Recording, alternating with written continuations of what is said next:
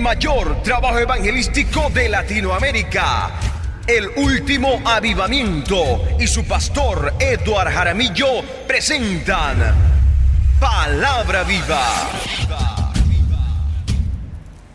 Efesios capítulo 5, verso 25.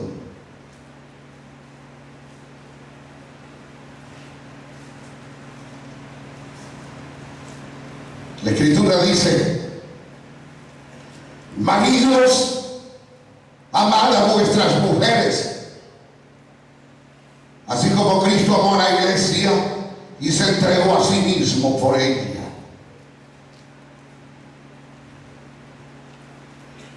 Mire, esta historia que está relatando el apóstol Pablo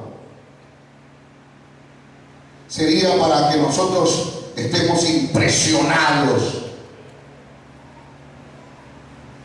porque la actitud tomada de Cristo de llegar hasta Gólgota, que le quitaran sus ropas y quedara casi desnudo, su cuerpo hecho pedazo por las torturas creadas por los romanos. Pablo dice: esa es la actitud de un verdadero valiente. Y esa es la que yo quiero que comprendan los maridos. Cuando el hombre ama a su esposa, se ama a sí mismo, dice la Escritura. Por eso él aquí dice: maridos, amad a vuestras mujeres, así como Cristo amó a la iglesia. Así como Cristo amó a la iglesia y se entregó a sí mismo por ella. Lo mismo sería el esposo entregándose a su esposa en los momentos más difíciles de la vida.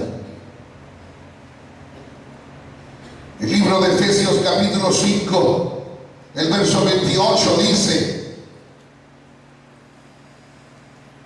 y así también los maridos deben amar a sus mujeres como a sí mismos, o mejor dicho, como a sus mismos cuerpos. Leo nuevamente el verso 28. Así también los maridos deben amar a sus mujeres como a sus mismos cuerpos. El que ama a su mujer, a sí mismo se ama. Cuando un esposo maltrata a una mujer, no se ama a sí mismo. Cuando el esposo maltrata, ya sea física o verbalmente, no se ama a sí mismo. Porque el maltrato que le está haciendo a la esposa, él mismo se está maltratando. Vamos a leerlo nuevamente. El verso 28. Así también los maridos deben amar a sus mujeres como a sus mismos cuerpos. El que ama a su mujer, a sí mismo se ama. Verso siguiente. Porque nadie aborreció jamás a su propia carne, sino que la sustenta. ¿Qué era lo que estaba haciendo el marido de Ana? Sustentarla, consolarla. Esa era la función de Elcana: restaurar a su mujer en el momento más difícil. Porque nadie aborreció jamás a su propia carne. Yo le haré una pregunta a ustedes. A ver, ¿cuántos de ustedes aman su cuerpo? Voy a preguntar una vez más: ¿cuántos de ustedes aman su cuerpo? Amamos tanto el cuerpo, primero porque este es templo y morada del Espíritu Santo. Y mire cómo lo tenemos tan limpiecito, arregladito, bien adornado con esta ropa que tenemos, porque amamos nuestro cuerpo. Nosotros deseamos estar en salud.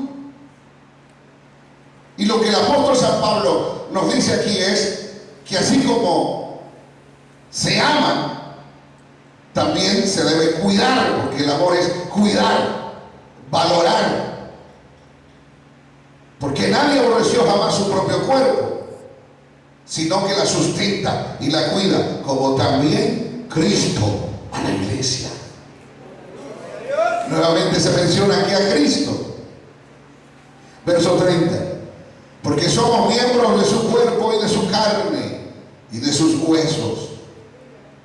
Por esto dejará el hombre a su padre y a su madre, y se unirá a su mujer, y los dos serán una sola carne. Ahora, en estos versículos estamos llegando a comprender por qué el apóstol San Pablo nos habló al principio que el marido debe amar a su mujer como a sí mismo. Porque los dos serán una sola carne.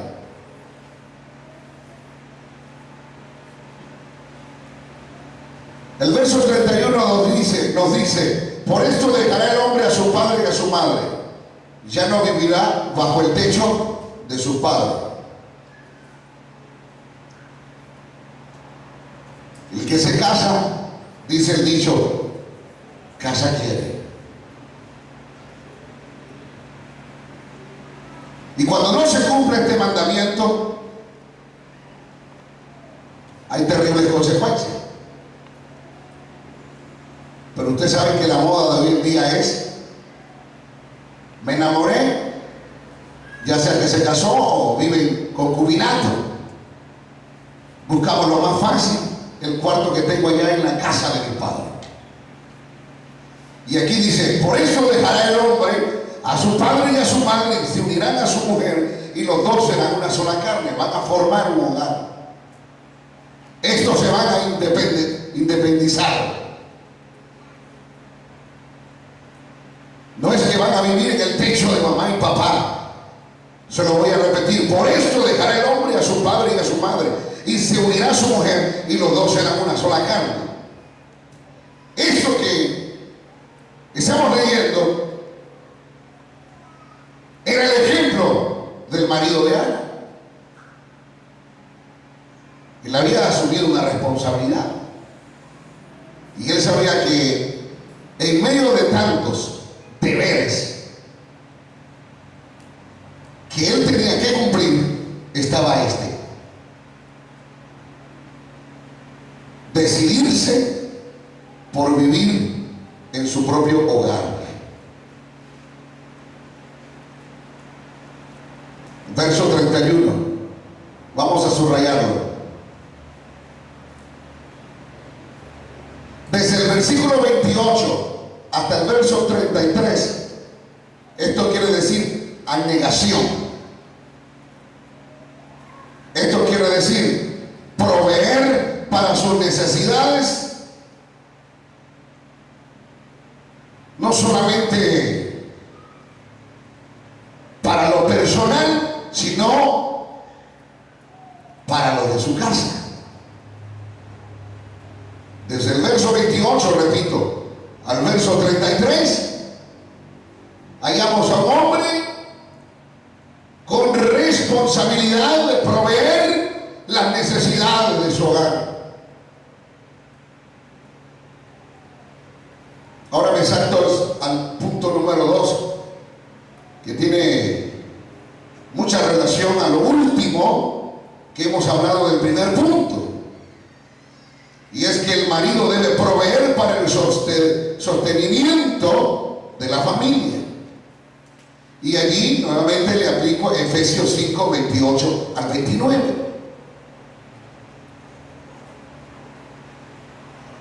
Mire, entre la vida pagana, la mujer tiene que hacer el trabajo duro, mientras que el hombre vive ocioso. La mujer tiene que trabajar. En el cristianismo, al hombre muchas veces se le enseña a trabajar y proveer para su familia. Pero en algunas ocasiones se ha permitido que la mujer sea ociosa. El hombre carga con la responsabilidad, provee para el sostenimiento de su familia. Naturalmente, hay excepciones a esta regla, y cuando las hay, la verdadera esposa ayudará a su esposo en cuanto le sea posible. Es decir, que los dos, como son una sola carne, deberán ayudarse mutuamente. Ninguno de los dos va a ser ocioso. Vamos a ver lo que nos dice 1 Timoteo capítulo 5, el verso 8.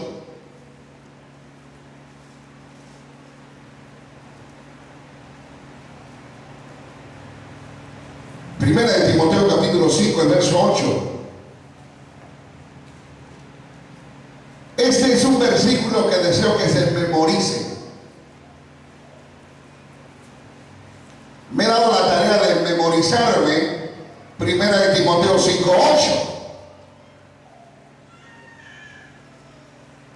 De algunos versículos que ya los sé de memoria, este sería uno de los nuevos. Y deseo que ustedes también hagan lo mismo. Dice el verso 8: porque si alguno no provee para los suyos, y mayormente para los de la casa, y mayormente para los de su casa, ha negado la fe, y es peor que un incrédulo.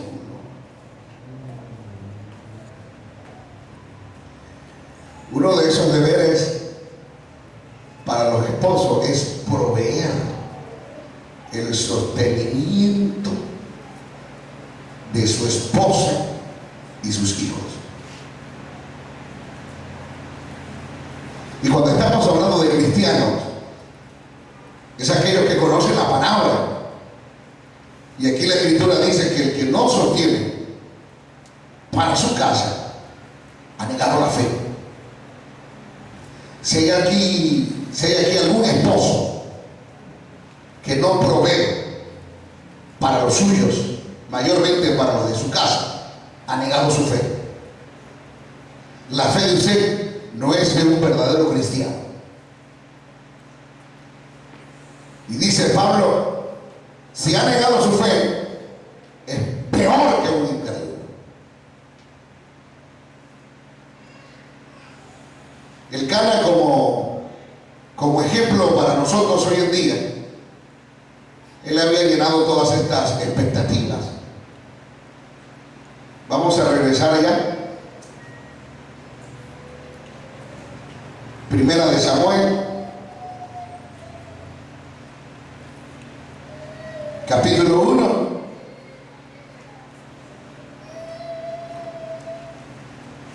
El versículo 4. Y cuando llegaba el día en que el Cana ofrecía sacrificio,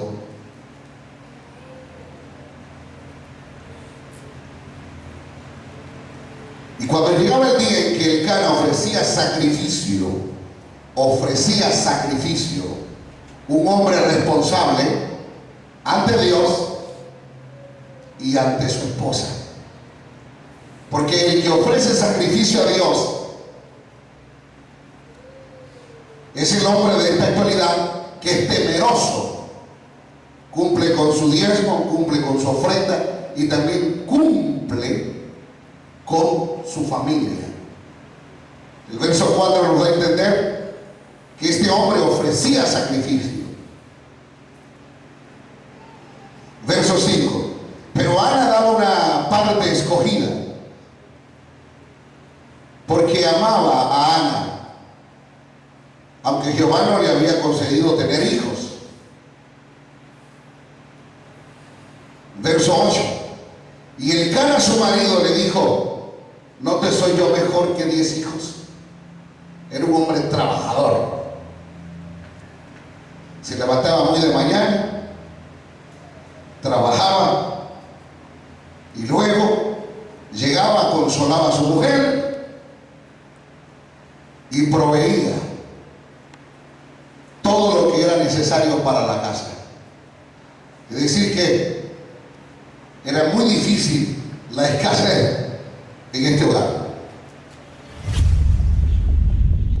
el mayor trabajo evangelístico de Latinoamérica, El Último Avivamiento, y su pastor Eduard Jaramillo presentaron Palabra Viva.